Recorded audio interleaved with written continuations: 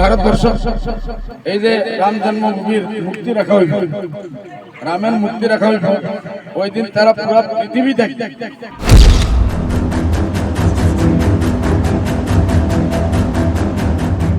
मुस्लिम vote के लिए बदरुद्दीन अजमल ने बहुत खतरनाक राजनीति शुरू कर दी है। बदरुद्दीन अजमल की पार्टी इंडी गठबंधन का हिस्सा नहीं है। असम में कांग्रेस पार्टी और बदरुद्दीन अजमल के बीच मुस्लिम वोट की लड़ाई है और बदरुद्दीन अजमल ने 2024 से ठीक पहले अपनी राजनीति चमकाने के लिए मुसलमान को उकसाने का कार्ड खेल दिया है। পুরো ভারতবর্ষ এই যে রাম জন্মভূমির মুক্তি রাখা হইল, রামের মুক্তি রাখা হইল, ওই দিন তারা পুরো পৃথিবী দেখে, লাখ লাখ মানুষ। আর ভারতবর্ষ থেকে তো ঢাকাইতেছে গাড়ি, বাস, ট্রেন, স্পেশাল ট্রেন, প্লেন সব দিতেছে। এর জন্য বিজেপির প্ল্যান বহুত বড়। এটারে আমরা ফ্লাইং ফেল করতে লাগবো, শান্তি রাখতে লাগবো। আমরা কেউ যে এই কয়েকদিন ট্রেনে সব এই জিনিসটা একজনে আরেকজনে জানাইয়া দিবেন। নিজের বাড়িতে থাকো, শান্তিতে থাকো, নামাজ পড়ো, আল্লাহর কাছে দোয়া করো। বিজেপি আমাদের সবচেয়ে বড় শত্রু, জানের শত্রু, দ্বীনের শত্রু, ইমানের শত্রু, আজানের শত্রু, মাদ্রাসার শত্রু, মসজিদের শত্রু, মা বোনের পর্দার শত্রু, আমার ইসলামী কানুনের শত্রু, তালাকের শত্রু। এইসব জিনিস আল্লাহ কোরআনে আমাদের 22 जनवरी को श्री राम मंदिर की प्राण प्रतिष्ठा होने जा रही है। देश इन ऐतिहासिक पलों का गवाह बनने जा रहा है। भारत के अंदर एकता और भाईचारा सलामत है और सुप्रीम कोर्ट के फैसले को हर पक्ष स्वीकार कर चुका है। लेकिन इस बीच बदरुद्दीन अजमल का पूरा ध्यान मुस्लिम वोटों को एकत्र करने पर केंद्रित है, जिससे वो खुद को मुसलमानों का एक छत्र नेता घोषित कर सके। कांग्रेस को साइडलाइन करने के लिए और राहुल गांधी की न्याय यात्रा को फेल करने के लिए वो लगातार अपने बयानों में बारूद उगल रहा है। बीजेपी ने बदरुद्दीन अजमल के बयानों पर कड़ी प्रतिक्रिया दी है। अजमल साहब की किस प्रकार की राजनीति इसी से स्पष्ट हो जाती है। देश में ऐसे भय फैलाना क्या ये उचित है? वो भी जब एक पावन पर्व है जहां भगवान श्री राम के मंदिर का उद्घाटन होगा, प्रधानमंत्री जी होंगे, करोड़ों में लोग जो है देश में खुश हैं इसके बारे में। तो इस प्रकार के बयानों के साथ ये भय की राजनीति और भय फैलाने का काम कर रहे हैं। बदरुद्दीन अजमल का बयान तो साल 2024 के चुनाव से पहले सिर्फ एक शुरुआत है।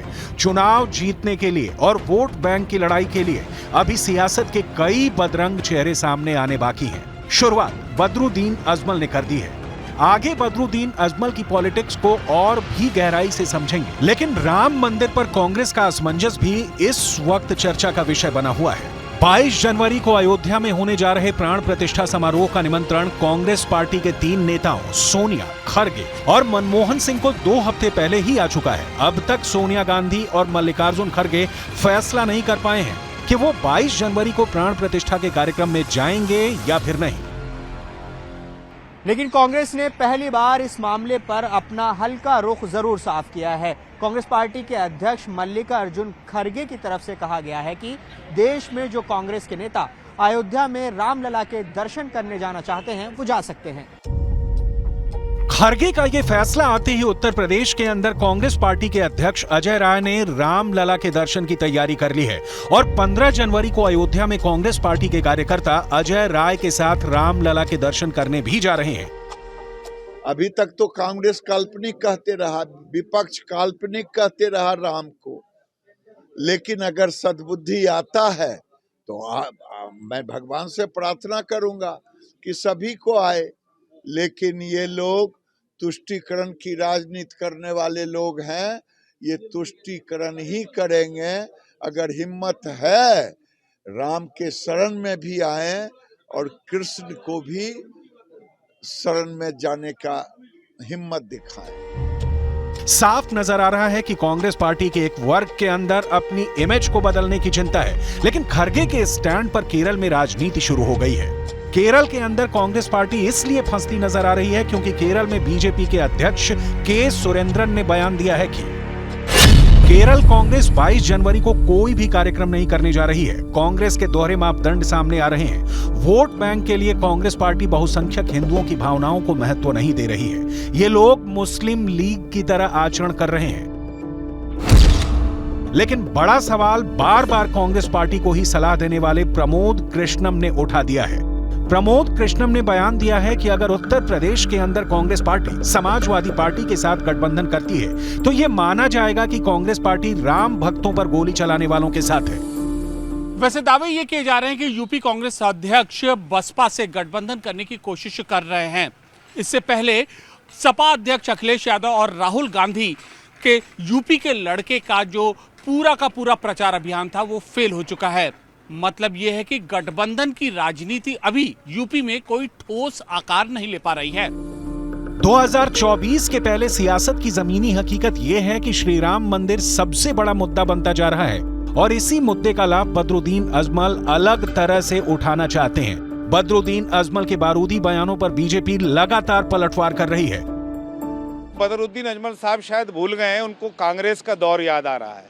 मैं ये बताना चाहूंगा कि पूरे विश्व की आस्था, एकता और अटूट श्रद्धा के सबल प्रतीक मर्यादा पुरुषोत्तम प्रभु श्री राम जी का प्राण प्रतिष्ठा का जो ये कार्यक्रम है, इसको माननीय प्रधानमंत्री जी के नेतृत्व वाली नरेंद्र मोदी के सरकार में हो रहा है। श्री राम जी वैसे ही एकता और भाईचारे के लिए पूरे विश्व में प्रसिद्ध हैं। मैं केवल इतना कहना चाहूँगा कि मौलाना बदरुद्दीन अजमल साहब इस देश के मुसलमानों को अटकाना, लटकाना, भटकाना ये काम मत करिए। इस मुल्क में पिछले 10 साल में कोई दंगे नहीं हुए। वो दंगों का दौर ये चला गया है, बम ब्लास्टों का दौर चला गया है। बदरुद्दीन अजमल ने इशारों में राम मंदिर पर बयान इसलिए दिया है क्योंकि असम के अंदर 35% से ज्यादा मुसलमानों की जनसंख्या बताई जाती है।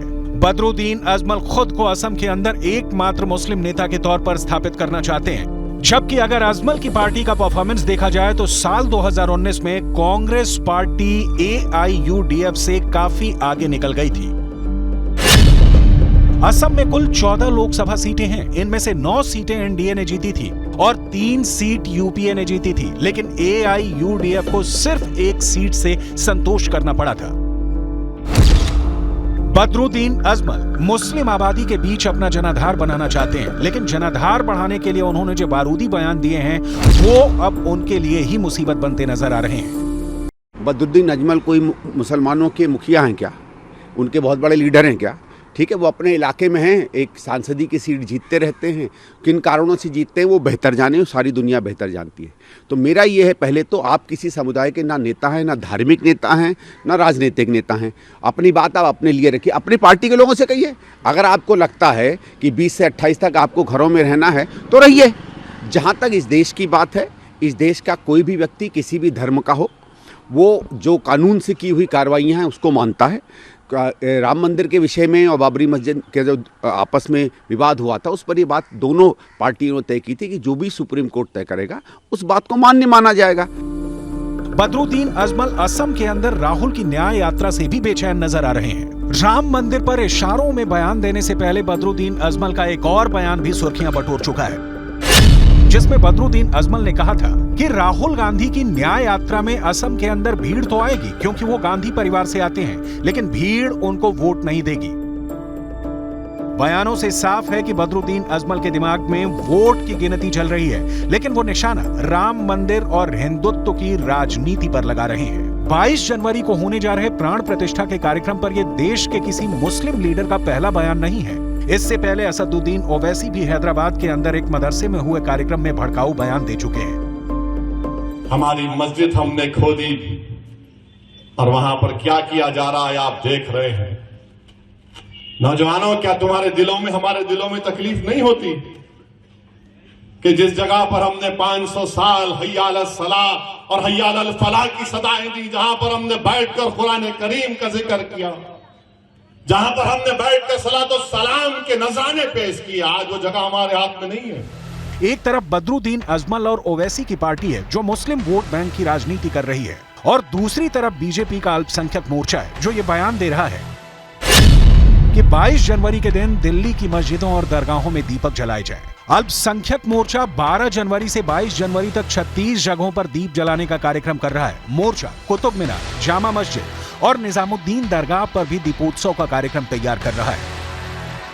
निजामुद्दीन औलिया की दरगाह, जामा मस्जिद, उनके बाहर हम लोग दिया जलाएंगे, क्योंकि ये भारतीय संस्कृति का सबसे बड़ा पहचान बनेगी। और मर्यादा पुरुषोत्तम राम सबके आराध्य हैं, 140 करोड़ भारतीयों के वो आराध्य हैं। विश्व हिंदू परिषद चाहता है कि 22 जनवरी की तारीख को देश एक नई दीपावली के रूप में याद रखे। प्रधानमंत्री मोदी भी अपील कर चुके हैं कि 22 जनवरी को देश दीपावली मनाए, लेकिन क्या कांग्रेस पार्टी के साथ इंडी गठबंधन भी इस दीपावली में शामिल होगा? ये बड़ा सवाल है।